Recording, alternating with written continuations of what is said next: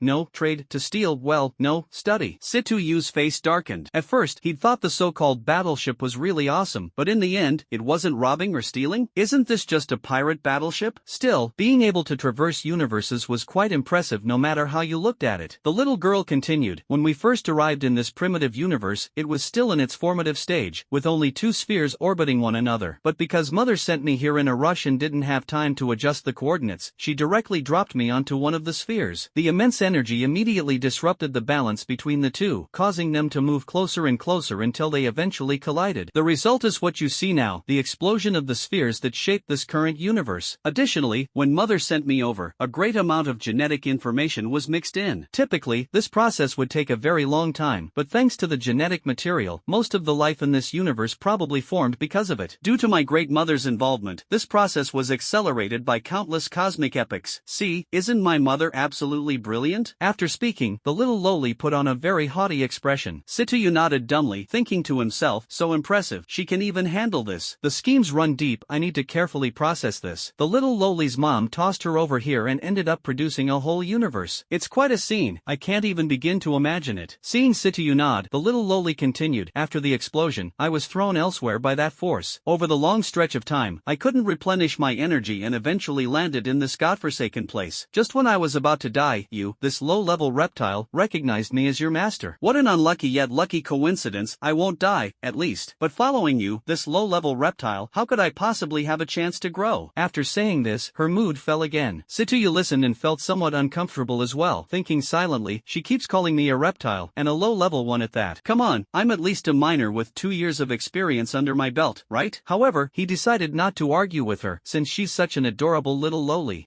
May I ask a question? Sitsuyu asked timidly. When I was in the mine, there was a voice communicating with me. Was that also you? It sounded completely different, though. Oh, that was the main brain. It's sort of like my underling, specifically in charge of certain programs. You can also think of it as one of my functions. When energy is insufficient, I go into hibernation and leave the trivial tasks to the main brain to handle. Once enough energy is absorbed, it will wake me from hibernation so I can issue program directives myself. Simple, right? With this explanation, even a reptile would get it, right? Aren't I just a genius? Ha ha ha. Sitsuyu was rather bewildered but still mechanically nodded. Simply put, you have a computer, and it seems like a high-end one.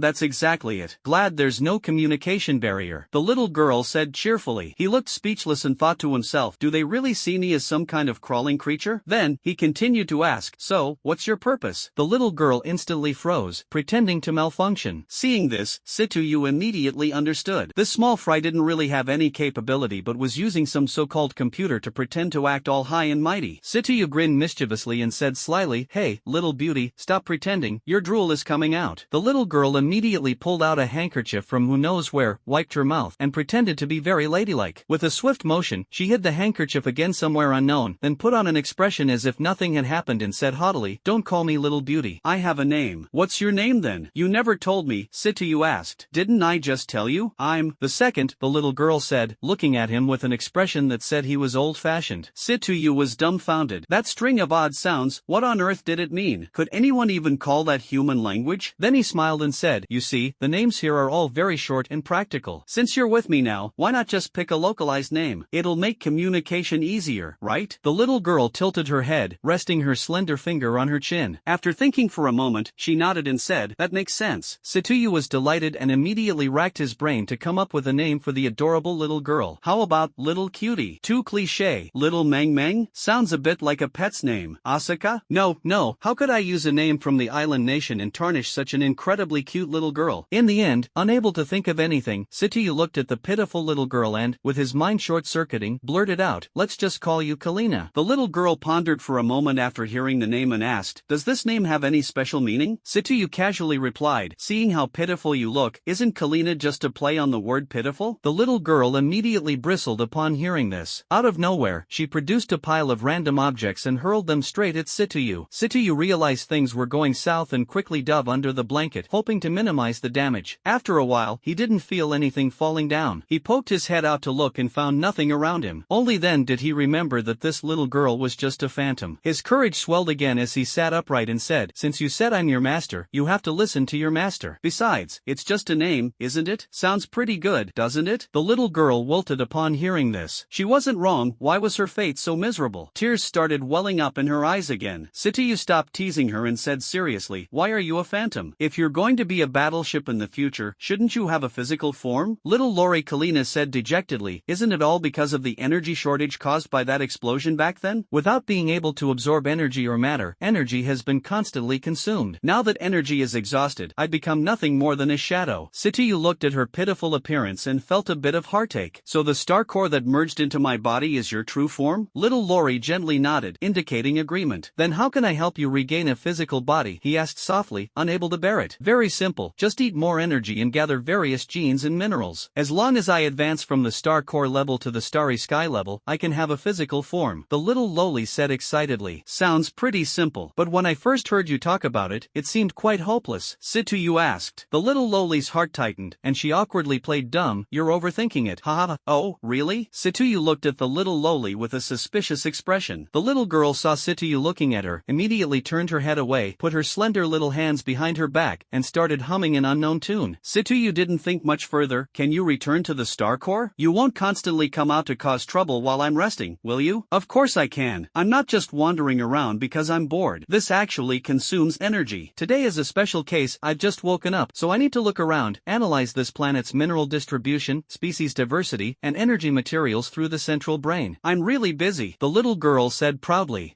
The busy one is the central brain. You don't have much to do you? Alright, go do your busy stuff and be careful of your surroundings. Don't let yourself get discovered. After speaking, Sityu lay on the bed, closed his eyes, and continued to sleep. After spending half the day on the road and the other half cleaning, he was already exhausted. It wasn't long before soft snores could be heard. The little Lolita Karina looked at this lowly reptile, then turned off the projection and entered Sityu's mind. Main brain, conduct a detailed scan of this planet. Understood, Empress. A wave instantaneously swept across the globe, but no instruments detected it. Scan complete. Analysis results are as follows. 208 types of mineral elements, billions of biological species, sparse types of energy substances, with only a limited few, mainly coal, petroleum, and nuclear energy. Biological fuel is minimal, and some other energy materials are yet to be mined. Apart from energy, everything else is pretty decent. For such a small place, there are actually so many resources. It's truly incredible. According to the analysis, some species have similar counterparts in the database, likely because genetic material from back then also ended up here. The main brain responded coldly. It seems I'll have to figure out a way to get this low-level creature to help me gather things. Otherwise, I really can't return to the universe. But I have no idea how to get him to help me. It's so troubling. Based on observational analysis, humans seem particularly interested in their money, female creatures, and power. You could consider approaching from these aspects. Main brain, you're amazing. I'll find a chance to have a good talk with him. The little girl said smugly. I'll go take a break too. The next day, as usual, Sityu woke up early, went out, fetched a bucket of water from the well, washed his face and brushed his teeth, tidied himself up, ate some biscuits and bread, and prepared to start dealing with the weeds in the yard. Returning to the storage room, he picked up a sickle and a hoe, walked into the small courtyard, put on a hat, and began the grand task of weeding. On a scorching summer day, even in the morning, the heat was already unbearable. After 2 hours of hard work, Sityu, drenched in sweat, looked at the result of his labor with satisfaction. The courtyard was much cleaner and tidier. The few surviving plants and flowers that his grandfather had planted were moved to the corner. The weeds were cleared out, the soil was tilled, and he had drawn some water from the well to sprinkle over it. It actually looked quite decent. Sityu smiled contentedly. At that moment, a little girl dashed out, floated in front of Sityu, and said with a cheerful grin, now that the trivial tasks are done, shouldn't we move on to something more meaningful? Sityu immediately felt uneasy upon seeing the mischievous little Lolita, with her sly tone and not so innocent intentions. A heavy atmosphere of conspiracy started to spread. He wrapped his arms over his chest with a fearful expression and said, why you, don't mess around. You're just a child, and even if you're older, it's still not acceptable. What do you mean? The little Lolita, Kalina, asked naively. Before Sityu could answer, the central brain interjected, Your Majesty Mother Empress, what it means is she wants to violate him, in plain words, engage in mating. Kalina's face turned red, and she immediately threw a chaotic mess of items at Sityu. Having experienced such a situation last night, this time he stayed rooted in place, watching the drama unfold without dodging. Karina saw that he didn't react and stopped her actions, pouting with her cheeks puffed up in anger, and said furiously, next time if you talk nonsense again,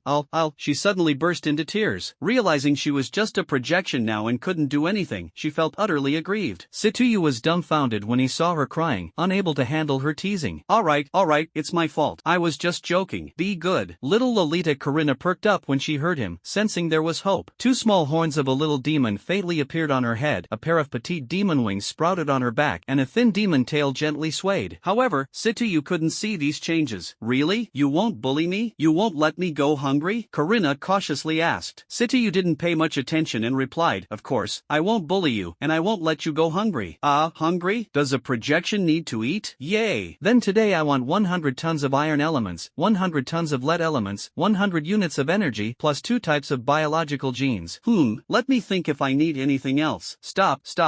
Why do you need to eat these? How do you even eat? Won't you feel uncomfortable eating so much? Can you digest it? Sitayu bombarded with several questions in rapid succession. First, I want to grow into a cosmic biological battleship, so I need to eat. Second, this little bit of food isn't even enough to fill the gaps between my teeth. Third, digestion? For the Queen Mother, that's just a joke. Fourth, look at your own arm. Looking down, fine threads reappeared on his arm. Sitayu realized that this was how he consumed food. Thinking about how fast this thing could eat coal, he no longer worried about digestion issues. However, Sitayu said awkwardly, but these things are really expensive. I can't afford them. Also, what's the meaning of the 100 units of energy stones? Such an idiot. The projection instantly changed into a teacher's outfit paired with black framed glasses. It was unclear where this ensemble came from, but seeing it on the little lowly Kiliana somehow made it amusing. Let me give you a quick lesson. Energy units are divided into several levels. What we are discussing now is the white crystal level, which is the lowest level. Other levels are only usable in the universe. One unit of white crystal is roughly equivalent to 10,000 kilowatt-hours.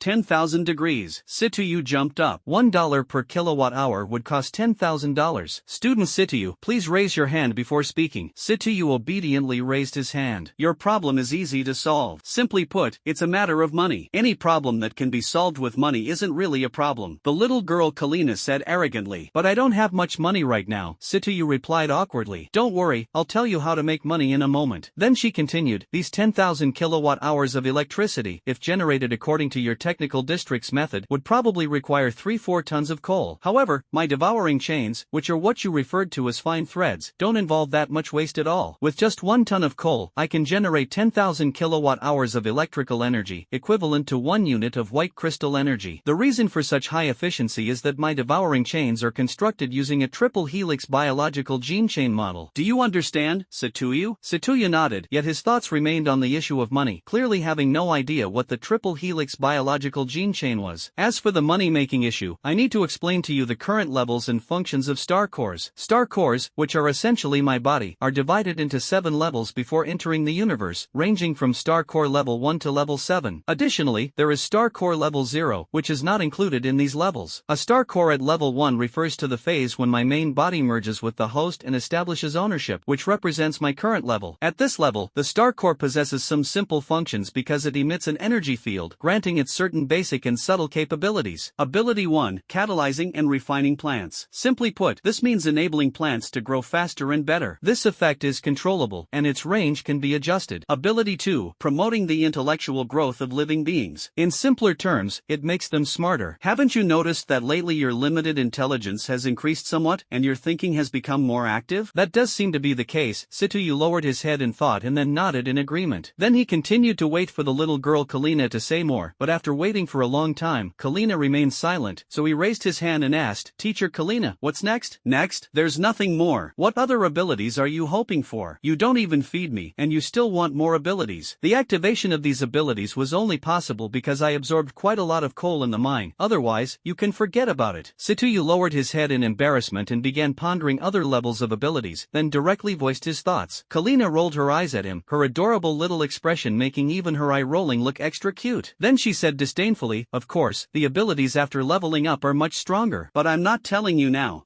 She turned her head, crossed her arms in front of her chest, and ignored Sitayu, seemingly punishing him for not raising his hand. Sitayu didn't pay much attention, thinking that this ability might actually be somewhat useful. His gaze shifted to the potted plants in the corner that hadn't died. If the ability is strong enough, I could stimulate their growth. Then I might be able to sell them for a few $100. I just don't know how effective the stimulation would be, Sitayu thought with a puzzled expression. The little girl Kalina noticed his thoughts and said, in its current stage, the effect can be maximized to stimulate growth within 24 hours. Then you can directly sell them for money. As for how much they'll sell for, I have no clue. You can check later once it's possible to connect to the internet. Sitayu nodded to show he understood, then asked, how do I control the effects and range? This can be left to the main processor. You just need to tell me your requirements. Alright, but for now, I need to handle things things at home first. I'll come back to this later. The little girl panicked and asked hurriedly, are you taking the task or not? If you don't, sooner or later, you'll starve to death with me. Her big eyes were brimming with tears, and it seemed like she'd cry if he didn't agree soon. Looking at the tearful, little pitiful one, Sitoyu smiled wryly. I agree. Start the task. Star Core Level 1 mission activated. Mission objectives: 100 tons of iron element, 100 tons of lead element, acquire 100 units of energy, and at least 2 biological genes. Note: genes are related to the development of future functions. Please choose carefully. Little lowly Karena happily spun around in place 360 degrees, made a victory gesture, and shouted, success. Then, she bounced and hopped back into her princess dress, vanished into the air, and entered Sitoyu's mind, continuing her sweet dreams. Sitoyu quietly stood in the courtyard, beginning to contemplate the mission. According to Karena, they needed 100 tons of iron, 100 tons of lead, and energy, which could be easily resolved by purchasing 100 tons of coal. As for biological genes, they should be the simplest to obtain, but the main system seemed to have mentioned that these genes would influence future abilities. Could devouring these genes grant the abilities of the biological genes? It seems possible. He must find an opportunity to ask Kalina about it in detail. The simplest and most straightforward way to complete these tasks would be to steal. But if he did that, there was a real chance of getting caught, and if caught, things would become very unpleasant. In the best-case scenario, he'd end up locked in a small dark room. In the worst-case scenario, he might even end up being dissected and studied. At this thought, cold sweat broke out on his back. Forget it. I'd better figure out a way to buy them. Sitoyu sighed and said, the main issue right now is still basic living problems. There's no water or electricity at home, making daily life quite inconvenient. This afternoon, I need to go out and get the water and electricity turned on. He took out his old and worn-out phone, checked the time. It was just past 9, almost 10 o'clock. Sitoyu picked up the bucket, carried the water upstairs, grabbed a towel, and stripped off his clothes, preparing to take a bath. As he was nearly done, the courtyard gate suddenly opened. Sitoyu turned back to look and was dumbfounded. Ah! A scream pierced through the quiet air, adding fuel to the blazing summer heat. Bang! The door closed again. Sitoyu hurriedly said awkwardly,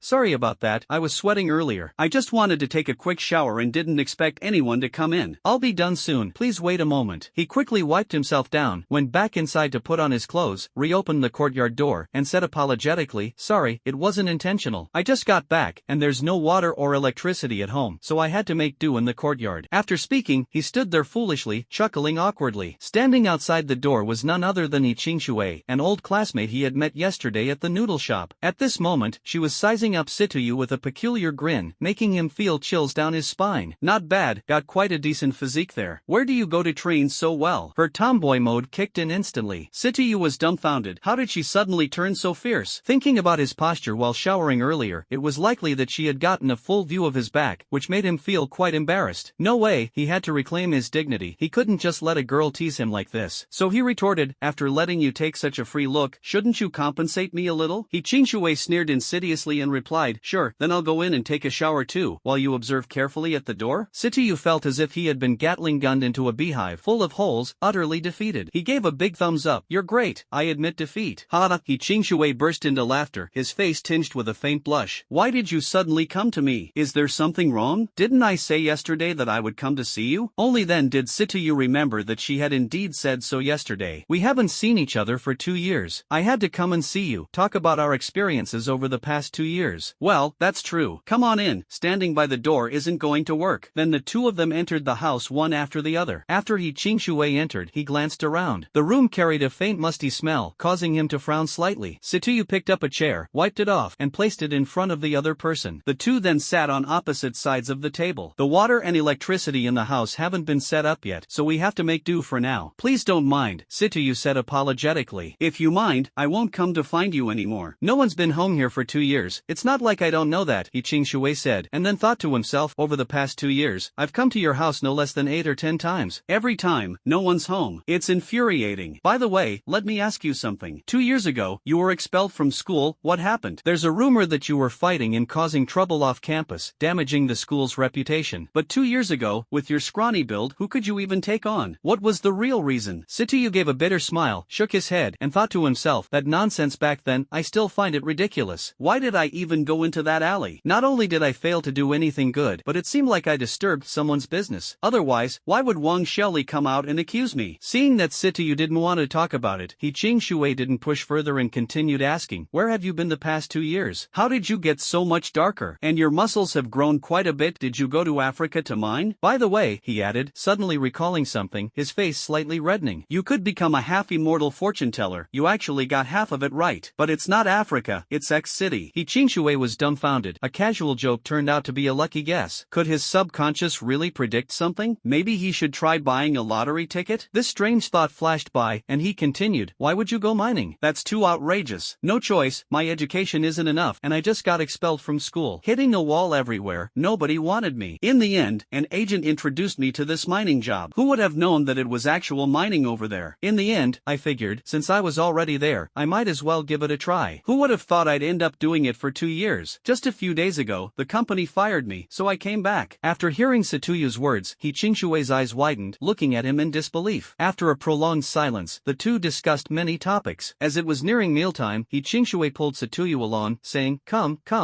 let's go to my house to eat. I see you have nothing here, surely you have no food. Come to my place, I'll prepare something extra for you. Satuyu thought that since he had to go out in the afternoon to set up water and electricity, he might as well have some noodles. He wasn't picky, anyway. Then he shut the door, and the two headed together to the noodle shop. Entering the small noodle shop, they happened to see the owner carrying a bowl of noodles out from the kitchen. Seeing his daughter had returned, he said, girl, you've left your old man here working while you're out enjoying yourself alone, huh? Dad, look who's here. Hello, Uncle He. Situyu greeted him with a smile. Upon hearing the voice and taking a closer look at the person's face, Uncle He remembered, so it's Xiaoyu who's back. You've grown taller and sturdier. It's been 2 years since we last saw each other, right? Come, have a seat. Uncle's treating today. Situyu didn't hold back and found a place to sit down. Qingshui saw that there weren't many customers, so he sat down and said toward the inside, Dad, make one for me too, and give brother you an extra serving. Got it, Uncle He's voice came from inside. Qingshui chuckled. In less than 2 minutes, Uncle He came over to them holding a bowl of noodles. Here, this is for Xiaoyu, and this one is for you, girl. Thank you, Uncle He, Situyu said with a smile. Dad, you're so biased. You's portion is so much, and mine is so little, Qingshui said discontentedly. If you're not afraid of gaining weight and nobody wanting you, I can add more for you. Do you want it? Uncle He smirked mischievously, even glancing at Situyu afterward with a knowing look. Qingshui was momentarily at a loss for words, shot her dad a glare, and then discreetly glanced at Situyu. Seeing that he was just smiling, she finally breathed a sigh of relief. Let's eat, let's eat. Afraid her dad would say too much, Qingshui quickly diverted attention to muddle through the situation. Uncle He also smiled, looking at his daughter, who usually acted like a tomboy but now showed a touch of femininity, which reassured him quite a bit. Otherwise, seeing her usual tomboyish demeanor had truly made him worry she wouldn't find a husband. Uncle He turned and walked toward the kitchen, pondering as he went. Situyu ate quickly, finishing the noodles and a large pork chop in just a few bites. He then poured himself a glass of water and watched Qingshui eat her noodles slowly and carefully. When she finished eating and Situyu was about to take out money to pay the bill, Qingshui raised her eyebrows and said, what are you doing? I said I was treating. Situyu paused, withdrew his hand, and, seeing her angry expression, dared not continue. Only then did Qingshui's slight anger turn into a smile. She turned her head and said to the back, Dad, I'm going out with brother you this afternoon, so I won't be helping out today. Go ahead, be careful on the way, Uncle He replied. The two stayed in the noodle shop until 2 o'clock in the afternoon. After the Electricity and Water Bureau's service hall opened, they headed out. The entire village wasn't very large, so the two strolled casually toward their destination and arrived within a few minutes. Walking through the door, a wave of coolness hit them as the air conditioning hummed. It felt like two entirely different seasons between here and the outside. Took a number ticket and the two of them sat on the bench waiting. An hour later, it was finally their turn. Walking to the service window, they sat down and explained the situation. The staff began operating methodically. In the end, they paid a 100 yuan service fee and were informed that they could use it by tonight. Holding the receipt, the two left the business office. Passing by a beverage shop, Situyu bought 2 cups of milk tea, one for each, and the two chatted and laughed along the way. Arriving at the noodle shop, Qingshui parted ways with Situyu. Situyu headed towards his home. Entering the courtyard gate, he casually glanced around and noticed 2 pots of plants in the corner, looking half dead, with cracked soil. He fetched some water from the well and splashed it on them. What are these plants exactly? Grandpa didn't tell me back then. I didn't ask, either. Frustrating, I should have asked him back then. Now I'm completely clueless. Anyway, there's nothing else around, so I'll experiment with you guys. He casually moved the 2 pots onto the table inside the house. Then he began communicating with Kolena in his mind. Corina, are you there?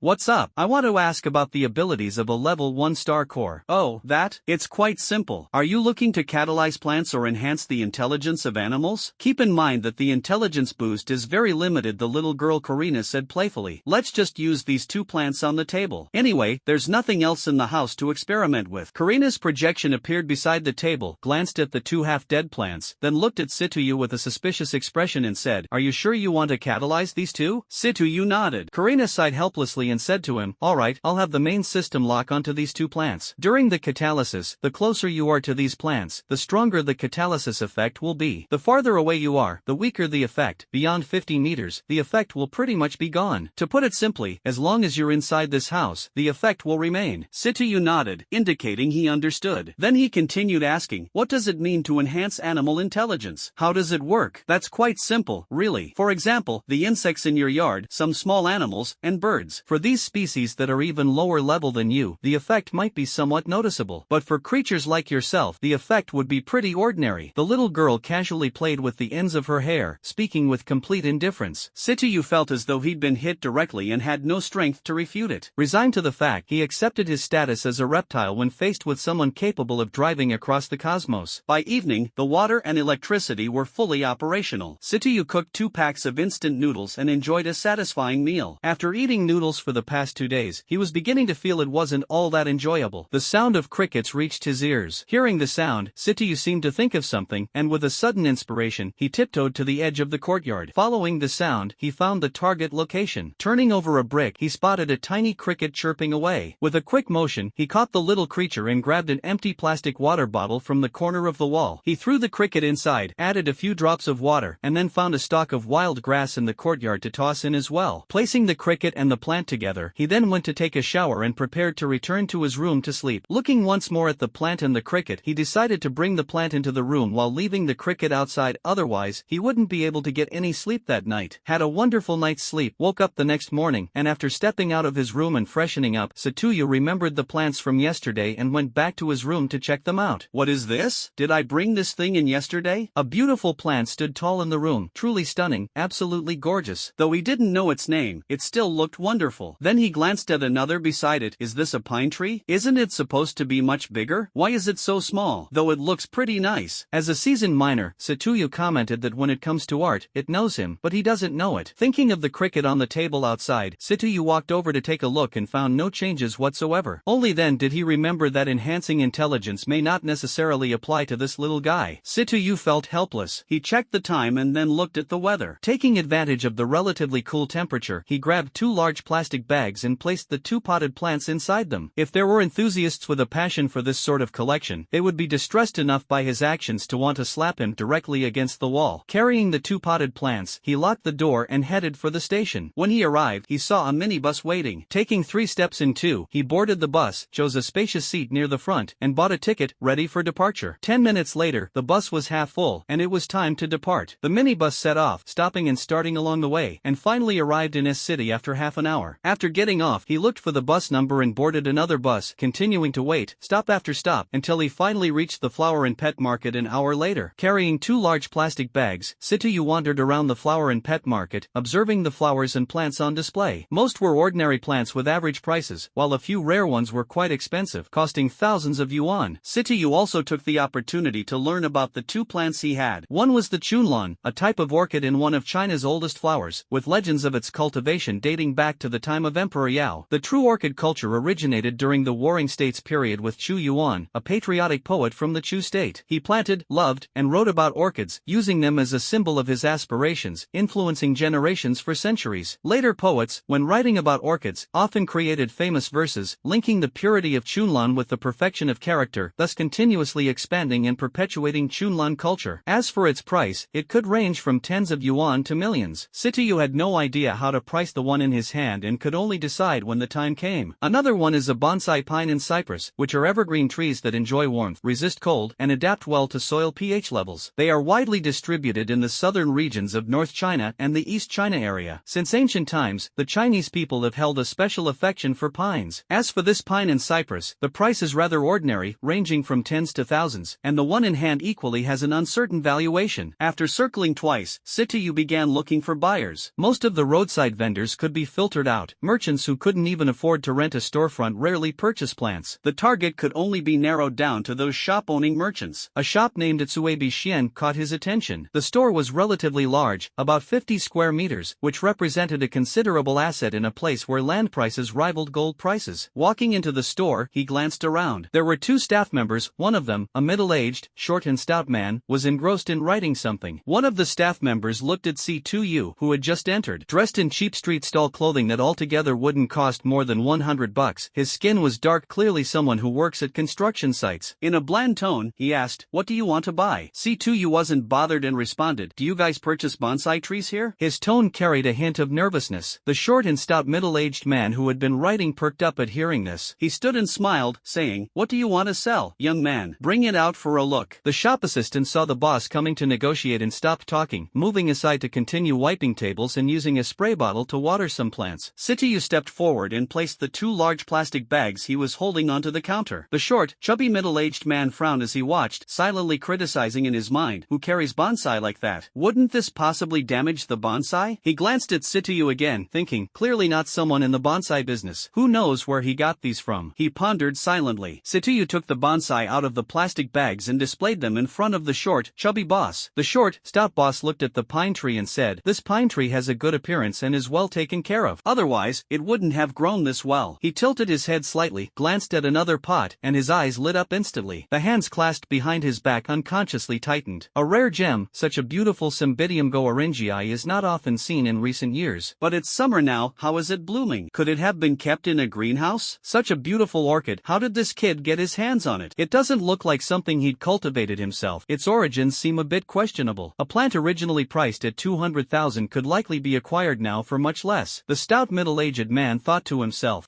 I'm the owner here. My surname is Chi, and everyone calls me Boss Chi. May I ask how I should address you, young man?" the chubby man asked with a cheerful smile. "Why do you have to ask for my background just to sell a plant?" Situyu also smiled and replied, "My name is Situyu." "That's a great name," Boss Chi said with a smile. "Alright, brother Situ, these two bonsai pots are quite good. I'll take the pine and cypress for 500 yuan, but this orchid is worth significantly more. However, since brother Situ didn't have the right tools when delivering it, there's some minor damage. Look, this leaf here is a little bent. However, I'm still quite generous. I won't fuss over this minor damage. My offer for this bonsai is 50,000 yuan. When Situyu heard this, he was stunned. He hadn't expected that the plant he had catalyzed for a whole night could sell for 50,000 yuan. Boss Chi noticed Situyu's lack of reaction and seemed dissatisfied. Clenching his fist, he said, "I'll add another 5,000. This is my highest offer." Situyu was shocked. It had just been 50,000, and in an instant, it rose by another 5,000. He quickly nodded and said, "I'll sell." Just like that, in one night, 55,500 yuan was in hand. Happiness came so suddenly, even his little heart could barely take it. Thinking back to the pitiful wages he earned during those 2 years at the mining site compared to his current gain, Situyu, immersed in joy, didn't notice the sly, triumphant smile on his boss's face. Boss Chi quickly said, "I'll get you the money right away. Would you like it transferred to your card or in cash?" Situyu thought for a moment and replied, 50,000 transferred to my card, and 5,500 in cash. "Okay, give me your card number, 622358XXXXXX. I'll transfer it to you right away." A minute later, Situyu received a notification of the deposit. Boss Chi handed him 5,500 yuan in cash. Sidongyu happily counted the banknotes, the bright red bills. He usually had to work at the mine for a year to earn this much. After counting, he put away the renminbi, and Boss Chi handed him his business card. Sidongyu took the business card and walked out of the store. After leaving the store, Sidongyu gradually calmed down from his excitement, lowering his head in thought while aimlessly walking. Plants can actually be sold for such a high price. It's unbelievable. I thought at most they would be worth a few $100. Look at those plants sold by street vendors. They're probably just dozens to 100 or so. It's truly amazing. Energy catalysis really has such good results. I wonder what kind of effects can be achieved by catalyzing other plants. Rare medicinal herbs seem quite valuable. That's a good idea, worth a try. Or maybe I should grow some vegetables at home so I won't have to buy them anymore. I'm such a genius, Situyu thought, his imagination running wild. The little lowly, Kiliana, in his mind overheard Situyu's thoughts and couldn't help but sneer. With intelligence like this, truly worthy of being called a reptile, she remarked disdainfully, ignoring Situyu's odd ideas and returning to her own business. By evening, water and electricity were fully functional. Situyu cooked 2 packs of instant noodles and enjoyed a hearty meal. Having been eating noodles for the past couple of days, he was beginning to feel they weren't as delightful anymore. The chirping of crickets echoed in his ears. Hearing this sound, Situyu seemed to think of something, and with a sudden idea, he tiptoed to the edge of the courtyard. Following the sound, he found the target location. Lifting a brick, he uncovered a tiny cricket chirping away. With a casual motion, he caught the little creature, picked up an empty mineral water bottle from the corner of the wall, and put the cricket inside. He added a few drops of water and then found a weed in the courtyard, tossing it in as well. After placing the cricket and the plant together, Situyu went to take a shower, preparing to return to his room to sleep. He checked the plant and cricket again, thought for a moment, and decided to bring the plant into the room, leaving the cricket outside, otherwise he wouldn't get any sleep that night. Slept soundly through the night, woke up the next morning, and after stepping out of the room to freshen up, Situyu remembered the plants from yesterday and went back to the room to take a look. What is this? How did I bring this thing in yesterday? A beautiful plant stood upright in the room. It was gorgeous, extremely gorgeous. He didn't know its name, but it sure looked amazing. Looking at another one nearby, is this a pine tree? Shouldn't it be much bigger? Why is it only this small? Though it does look nice. As a seasoned miner, Situyu remarked, when it comes to art, it might recognize us, but I don't recognize it. Thinking about the cricket on the table outside, Situyu walked over to take a look and found that nothing had changed. Only then did he remember, although it was supposed to enhance intelligence, could this little guy really have the potential for an intelligence boost? Situyu doubted it. He checked the time and then looked at the weather. Before it got too hot, he grabbed 2 large plastic bags and placed 2 potted plants inside. If any collector with a passion for this sort of thing saw his actions, they'd feel so heartbroken they might slap him right onto the wall. Carrying the 2 potted plants, he locked the door and headed to the bus station. Upon arriving, he saw a minibus waiting there. Taking 3 steps in 2 strides, he got on the bus, found a spacious seat in the front row, bought a ticket, and began waiting for departure. 10 minutes later, half of the seats on the bus were filled, and it was time to depart. The minibus began its journey, stopping and starting along the way, and finally arrived in S-City half an hour later. Upon getting off, he looked for another bus by checking the license plates, boarded, and continued waiting, station by station, until he finally reached the flower and bird pet market an hour later. Carrying 2 large plastic bags, Situyu wandered around the flower and bird market, observing the flowers and plants on display. Many of them were ordinary plants with average prices, while a few rare ones were more expensive, costing over 1,000 yuan. Along the way, Situyu familiarized himself with the 2 plants he had on hand. One was chunlan, a type of orchid and one of China's oldest flowers, believed to have been cultivated since the time of Emperor Yao. The true culture surrounding orchids originated during the Warring States period with Chu Yuan, the patriotic poet from the state of Chu. He planted, loved, and wrote poetry about orchids, using them as a symbol that has influenced generations for centuries. Later poets, when writing about chunlan, composed many renowned verses, associating its purity with ideal human qualities, thus continuously expanding and preserving chunlan culture. As for its price, it ranged from tens of yuan to millions. Situyu had no idea how to determine the value of the plant in his hand and decided to deal with it when the time came. Another is a bonsai pine, an evergreen tree that thrives in warmth, is cold resistant, and highly adaptable to soil pH levels. It is widely distributed in the southern part of North China and the East China region. The Chinese people have harbored a special affection for pine trees since ancient times. As for this bonsai pine, its price is relatively ordinary, ranging from a few dozen to a few thousand. The one in hand also has no clear pricing. After circling twice, Situyu began looking for buyers. Most of the roadside vendors could be filtered out, as merchants who can't even afford to rent a storefront rarely purchase plants. The target could only be set on merchants with storefronts. A shop named Tsuebi Xian came into view. The shop was relatively large, about 50 square meters. In a place where land prices rival gold, this was no small asset. Walking into the shop, he glanced around. 2 shop assistants were present, and a middle-aged, short, and chubby man was engrossed in writing something. One of the shop assistants looked at the entering Situyu, wearing clothes from a street stall that together wouldn't cost more than 100 yuan. With a darker complexion, he clearly worked on construction sites. In a mildly indifferent tone, the assistant asked, "What are you looking to buy?" Situyu didn't mind and replied, "Do you purchase bonsai here?" There was a slight nervousness in his expression. The short and chubby middle-aged man, who had been writing, perked up with interest upon hearing this. He stood up and said with a smile, "Little brother, what do you want to sell? Take it out and let me have a look." The clerk noticed the boss was here to negotiate, so he stopped talking and moved to the side to continue wiping tables and watering some plants with a spray bottle. Situyu stepped forward and placed the 2 large plastic bags he was holding onto the counter. The short, chubby middle-aged man frowned as he watched, silently complaining to himself, "Who carries bonsai like that? Wouldn't this likely damage the bonsai?" He glanced at Situyu again, thinking, clearly not an insider in the bonsai field. Who knows where he got these from? Situyu took the bonsai out of the plastic bags and displayed them in front of the chubby boss. The short, stout boss looked at the pine tree and said, "This pine tree looks pretty good, well cared for. Otherwise, it wouldn't have grown so well." He slightly tilted his head and then glanced at another pot nearby. His eyes instantly lit up, and he couldn't help but clench the hands he had placed behind his back. Magnificent! A spring orchid this beautiful is rare to see in recent years. But it's summer now, so how is this spring orchid blooming? Could it have been kept in a greenhouse? Such a stunning orchid, how did this kid get it? It doesn't seem like he cultivated cultivated it himself. Clearly, its origins are a bit questionable. A plant originally priced at 200,000 can now be acquired for much less, the stout middle-aged man thought to himself. I'm the boss here. My surname is Chi, and everyone calls me Boss Chi. May I know how to address you, young man? The chubby man asked with a cheerful smile. Why ask my roots and details just to sell a plant? Situyu also smiled and said, my name is Situyu. That's a good name. Boss Chi chuckled and said, alright then, brother Situ, both of these potted plants are pretty good. This pine tree bonsai, I'll take it for 500 yuan. As for this orchid, its value is considerably higher. However, since brother Situ couldn't find the right tools when delivering it, there's a slight bit of damage. Look, one of the leaves here is even a little bent. But I'm still quite generous, and I won't fuss over this minor damage. A flat price, I'll offer 50,000 yuan for this bonsai. When Situyu heard this, he was stunned. He hadn't expected the plant he'd catalyzed all night to sell for 50,000 yuan. Boss Chi, seeing Situyu's lack of reaction, seemed unsatisfied. He clenched his fist and said, then I'll add another 5,000. This is my highest offer. Upon hearing this, Situyu froze. He had just heard 50,000, and now it had instantly increased by another 5,000. He hurriedly nodded and said, I'll sell it. Just like that, in one night, 55,500 yuan was in hand. Happiness came so suddenly that even his little heart found it hard to take. Recalling the pitiful salary he earned during his 2 years at the mining site and his current gain, the blissful Situyu failed to notice the cunning, triumphant grin on the boss's face. Boss Chi quickly said, I'll get the money for you right away. Would you prefer a bank transfer or cash? Situyu thought for a moment and said, 50,000 transferred to my account, and 5,500 in cash. Alright, let me have your card number. 6223588XXXXXX. I'll transfer it to you right away. A minute later, Situyu received the payment notification. Boss Chi handed him 5,500 yuan in cash. Situyu cheerfully counted the banknotes, vibrant red bills. It usually took a year of work at the mine to earn this much. After finishing the count, he put away the money, and Boss Chi handed him his business card. Situyu pocketed the business card and walked out of the store. Entering the electronics mall, a cool breeze brushed against him, bringing a sense of comfort, much better than the bus. The bustling crowd was busy viewing the mobile phones displayed at the counters. Situyu was completely clueless about these phones and had no idea why the high-priced ones were expensive. His only criterion was whether they looked good, but whether there was a connection between appearance and price was anyone's guess. He walked past a counter with an Apple logo that looked like it had been bitten by a mouse. It was less crowded here, and not many people were bustling around. A young girl dressed in a black professional outfit, with a slender figure and wearing black stockings, instantly dazzled Situyu's 24K titanium alloy dog eyes. Luckily, he had encountered two beautiful women today, which somewhat strengthened his self-control, preventing him from gawking like he had in the morning. Seeing him approach, the girl noticed Situyu's shabby appearance and slightly dazed demeanor. Her previously cheerful smile cooled immediately. The professional indifferently said, what would you like to buy, handsome? All our phones are original, backed by after-sales service, ensuring you'll find one that suits you. Situyu didn't pay much attention to the other's attitude. This sort of demeanor was much better than the people he worked with at the mining site. He glanced at the phones in the counter and felt a burst of confusion. Are these really different models of phones? He asked skeptically. The girl, noticing there were no other customers, and hearing his question, nearly burst into laughter but forced herself to hold back as she replied, of course. Look, the one furthest to the left is Fruit 4, then there's Fruit 5, Fruit 6, and the one on the far right is Fruit 7. The others with larger screens are the Plus versions. The bigger the screen, the better the performance, and the slightly higher the price. Now he finally understood. The bigger the screen, the better the performance. Why didn't they just say so earlier instead of making it so complicated? The sales assistant continued, we recommend you buy this one with the largest screen. It's newly launched, has the best performance, and with a bigger screen, it's clearer to see and takes the best photos. She was just bored and wanted to tease this young man a little. Of course, she didn't mean any harm. She just looked down on him a bit, but she wasn't openly disdainful. Her professionalism was still intact. Situyu thought about how he had made quite a bit of money today. Adding it to his previous salary, he now had 80 to 90,000 in his account. Be generous, just take this one. He casually pulled out a bank card and handed it over. The sales assistant froze for a moment, not yet reacting, then saw him handing the card to her. She took the card, glanced at it, then looked at Situyu and asked, are you sure you want this one? Situyu looked at her strangely, thinking, isn't this the one you recommended as the best? He nodded to confirm. The sales assistant was overjoyed. A smile appeared on her face. What a surprise to see this plainly dressed young man spending so generously. She turned to swipe the card, entered the PIN, took back the card, and checked the receipt. Damn, this is so expensive. It's equal to a year's salary. Situyu felt as if a piece of his heart had been cut out. The pain was unbearable, but he maintained a calm expression on his face. The sales assistant took out a brand new 7-piece smartphone from the counter, applied a protective film after opening it, and demonstrated its operation to him. Satuyu looked at the bulky phone in his hand, feeling a mix of pain and joy in his heart. After all these years, he finally got a new phone. The antique phone his grandfather had bought for him could officially retire. He took out the old antique, removed the SIM card, and the sales assistant cut it down to size and inserted it into the new phone. Everything was set. As he was about to leave, Satuyu asked, "Do you know where I can buy a computer around here?" The sales assistant smiled and said, "We sell them right here." "Isn't this a mobile phone store?" Satuyu asked curiously. "We're a specialty fruit store. We have mobile phones, tablets, and computers." Satuyu nodded in understanding. "Take me to see the computers, then. Please follow me." This time, the attitude was much better than last time. Walking to the other side of the counter, there were indeed a few laptops. The screens of these prototypes vary in size, and as for the other parameters, Satuyu couldn't understand them at all. How much is the biggest screen? He thought that the biggest screen must have the best performance. Sure enough, the price is indeed impressive. "This is the latest model this year, priced at 12,000. The sales assistant smiled sweetly. Upon hearing the price, Situyu's heart raced wildly. Wow, it's twice as expensive as a phone. Taking a deep breath, considering the need to expand knowledge and understand the market in the future, he still decided to buy it. Just buy it. He took out his card again, went through the same procedure, bought the notebook, and walked out of the store. The sales assistant smiled and said, "We look forward to your next visit." "Your mom, come again." "If I come again, I'll need to mine for a few more years to afford it." Satuyu walked out of the computer store with a miserable expression. All the errands are done, the seeds are bought, and the phone and computer are purchased. Now it's time to hurry back and set up the internet. It's already past 2 p.m., so he needs to hurry back. This time, he didn't take the bus, otherwise, by the time the bus arrives, the service center might already be closed. He waved down a taxi. After getting in, he told the driver the destination. 15 minutes later, he arrived at the minibus station, paid, got out, and transferred to a minibus. As soon as he got on, the vehicle departed. Half an hour passed in a flash. Satuyu walked into the telecommunications business hall, took a number, and waited for a few minutes. When his number was called, he went to the counter and, with the assistance of the staff, filled out several forms, selected a package, and made the payment. He was informed that someone would come to install it at his home the next day. After finishing, he headed to the market and bought some vegetables, just enough for one day's worth. There were no appliances at home. Thinking of this, Satuyu went to an appliance store. Following the owner's recommendations, he purchased an air conditioner, a television, a refrigerator, a washing machine, a gas stove, and other household appliances, essentially buying everything he needed. In a blink, almost 10,000 yuan was spent, leaving him with 50,000 yuan. He would have to be thrifty in his spending and carefully plan ways to earn money. The owner cheerfully informed him that the appliances would be delivered to his home immediately. Satuyu left the address and went back home by himself. Walking home under the scorching sun, he found the house empty and desolate. If anyone came, they might think it had been ransacked. He set down his belongings, placed the computer in his room, left the seeds on the table, stretched his body, grabbed a bottle of mineral water, and took a few sips. Only then did he feel a bit more comfortable. Then, he took out his old antique phone, glanced at it, walked to his grandfather's room, stored it away as a keepsake. Looking at the simple furnishings of the house and considering that some appliances would be delivered later, Satuyu decided to tidy up. He moved some tables and chairs and reorganized the arrangement. Time passed quickly, and the delivery arrived swiftly. Satuyu helped move the appliances and placed them in suitable positions. The air conditioner was installed in his room, though installing it in the old house was indeed a bit troublesome. In less than half an hour, everything was done. After thanking the driver, Satuyu took out his phone and began researching how to use it. Two devouring chains silently extended from behind him, swiftly floating toward the socket. Little Lolita Corlina giggled foolishly in his mind, pouting her lips as she said, "Just focusing on eating yourself, not caring that I'm still hungry. I'll sneak a bit of low-grade energy first. Consider it a small snack." Her little tail swayed behind her. Soon, an hour had passed. Satuyu basically figured out how to use some basic functions. Rubbing his sore neck, he looked up unintentionally and was startled to see the devouring chain plugged into the socket. He quickly patted himself all over to check if he had been electrocuted somewhere. Feeling there was no problem with his body, he growled fiercely, "Corlina, come out here." Karina was startled by the voice and trembled as she said,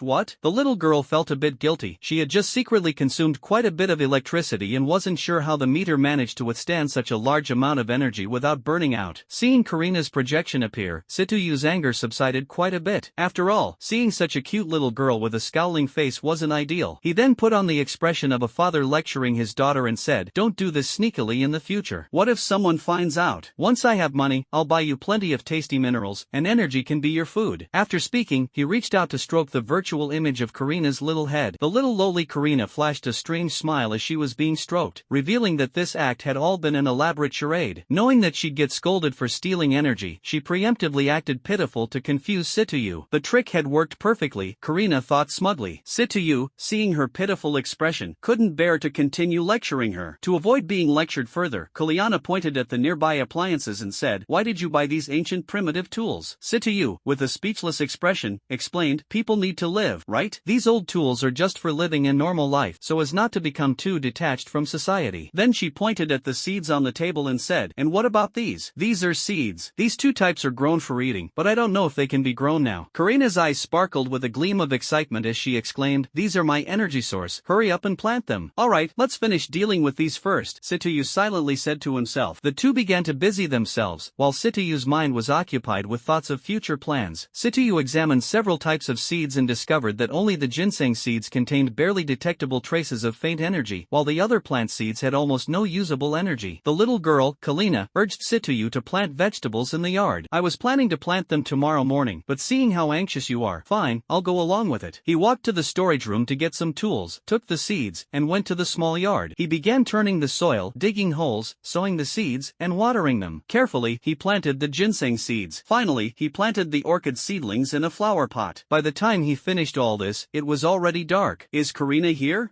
What's up? Make sure to lock in these newly planted herbs, and pay special attention to the ginseng and these 3 orchids. The others just need basic care, not sure if they'll grow anyway." Karina replied cheerfully, "No problem, leave it to me." Main brain, execute the host's previous commands. Received, catalytic activation. The main brain mechanically responded, Crawler, from now on you can directly ask the main brain to do things. You don't have to call me for everything. Just call me when there's something tasty." After saying that, the little girl happily went back to play. As the sky darkened, Situyu washed his hands, took the groceries he had bought, and headed to the kitchen to make dinner. Eating, taking a shower, then throwing a pile of dirty clothes into the washing machine without bothering about them. Being alone is just this carefree. Another night passed. Early the next morning, the phone started ringing. Situyu picked up the phone and saw it was an unfamiliar number. It wasn't until answering that he found out what was going on. It turned out that the broadband installation personnel, who had been scheduled yesterday, were about to arrive. Due to the hot weather, these installers mostly worked in the morning and evening, taking breaks at noon. Situyu didn't continue sleeping in bed. He got up, washed up, tidied himself, opened the door, and made a simple breakfast. After finishing breakfast, the installers arrived just in time. After explaining your requirements to the installers, they began wiring, drilling, and connecting on their own. Everything went smoothly. Once the debugging was completed, the documents were signed, and the installers left immediately. Situyu started connecting the computer to the network, still using Wi-Fi, and also connected his phone, catching up with the trend. Sitting in front of the computer, the first thing Situyu thought of was to look for those shameful things, but after searching for a long time, he found nothing. Instead, he received a bunch of ads, such as local dating and investment games. Looking at those tempting ads, he tried twice and then gave up. They were all scams. Feeling dejected, he reopened a web page and searched for the price of orchids. It wasn't a big deal until he looked. It seemed he still didn't really understand. He only got a general price range. The cheap ones cost dozens of yuan, while the expensive ones could reach tens of thousands or even millions, which was similar to what he'd heard in the market. However, as he was not an expert, he had no idea how to discern the quality of the orchids and ultimately abandoned the idea of estimating the value of his own orchid. Next, he searched for the price of ginseng. The seeds of wild ginseng he bought were about 1 yuan each. Search results showed that century-old wild ginseng could sell for 1.5 million yuan, and those decades-old could fetch anywhere from tens of thousands to hundreds of thousands. Wondering how the ginseng had grown overnight, Situyu grabbed some small tools from the utility room and headed to the yard with a sense of urgency. He paid no attention to the other plants and walked directly to one of the ginsengs, intending to dig it up and take a look. "What are you doing, you crawler? It's only grown a tiny bit overnight, and you're already thinking about digging it up?" Little Lolita Kalina suddenly ran over, exclaiming in surprise, "What's the problem? I'll just dig it up to see how big it is and then put it back after." Little Lolita heard that, let out an "oh," and ran off again. Situyu carefully dug a pit around the ginseng, gently removing a large chunk of soil with the ginseng still attached. Then, bit by bit, he cleared the surrounding dirt. During this process, his initially anxious mood gradually calmed down, and he thought to himself that he didn't want the orchid to grow so fast after all. Finally, he unearthed a tiny ginseng about 2 centimeters long, as thick as a chopstick. It looked rather miniature. He then placed it back into the soil, covered it properly again, and turned to look at his orchid. The orchid's growth was quite good, although it didn't seem to be growing as fast as before. "Kalina, I want to ask you something." "What is it?" The little girl with 2 thick pigtails ran out, her demeanor as noble as ever. "Why does this orchid seem to grow slower than the previous one?" Koliana looked at him with an expression like she was observing a crawling insect and said, "The stellar stellar core's level is still very low right now, and the energy it emits is quite limited. If you plant so many things at once, the energy gets dispersed, so naturally, the effectiveness decreases. Sitsuyu nodded in understanding and then glanced at the vegetables. Why are these things growing so fast? Karina directly conceded to the other party, replying, look at these, most of them are just water. The rest are fibers and some common elements. There's no energy in them at all. What's so strange about growing fast? The vegetables in these 2 plots of land have already matured. Main brain, cancel the catalysis on these vegetables. Stop catalyzing them. If the catalysis continues, they'll probably start producing seeds. Can the old ones still be eaten then? Cancel partial catalysis and execute. The central brain responded. Beside him, the little girl Karina looked at those ginsengs, licked her lips, and a glimmer flashed in her eyes. These are all things containing bioenergy. Eating them can also replenish some energy. The little girl said excitedly, then lowered her head in disappointment. But these were all catalyzed using my own energy. In simple terms, it means transferring her own energy into them.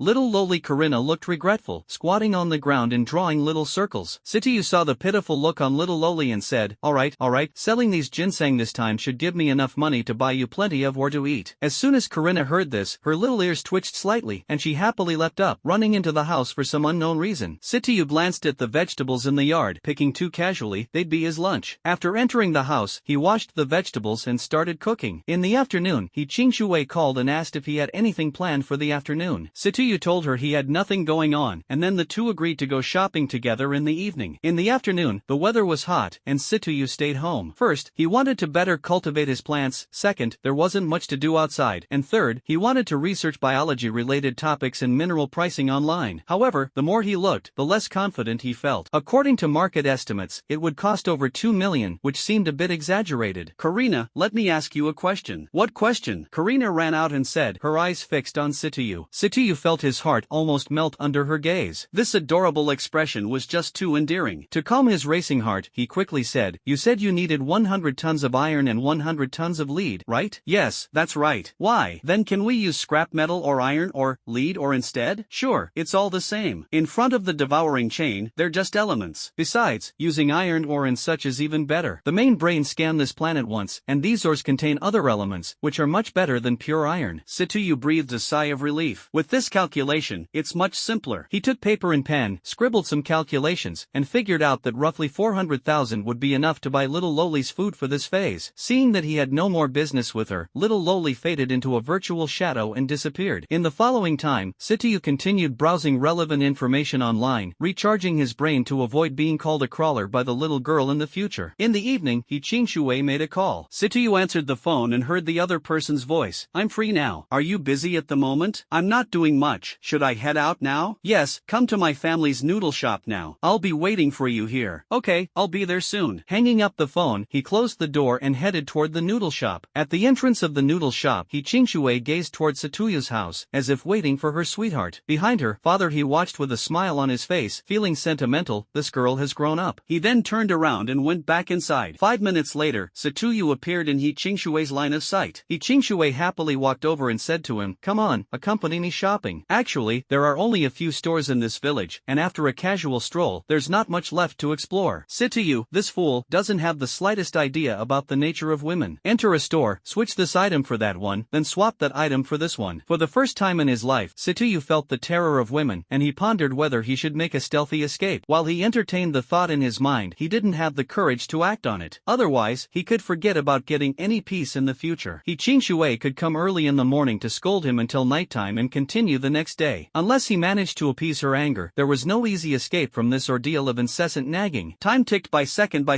and Sitsuyu followed behind Qingshui like every day felt like a year. He held several bags in his hands, but surprisingly, the bags contained his own clothes while Qingshui barely bought anything for herself. It seems this girl's goal today is to change my style. Her efficiency is just, wow. Can't she just buy 2 random pieces? With my fit body, handsome face, pure little, oh, no, I mean a really dashing guy, I'm naturally a walking clothes hanger. foreigner. No matter what I wear, I look good. Is there any need to be this picky? 2 hours passed, and Sityu was finally freed after He Qingshui received a phone call. He Qingshui answered the phone and said softly, "Mom, what's the matter?" "Qingshui, your dad accidentally twisted his ankle this afternoon. Although it's not very serious, the doctor said he should rest for a couple of days. He shouldn't move around during this time." Her mother's voice came through. "Ah, is that so? Then there will only be me in the shop, right?" He Qingshui said anxiously. "Yes, it'll be tough on you these couple of days. I still need to take care of your dad, so I'll hang up now." He Qingshui reluctantly hung up the phone and turned to look at Sityu. Sityu probably overheard her conversation with her mother but hadn't had the chance to ask what was going on. Before he could, He Qingshui pretended to act coquettishly, saying,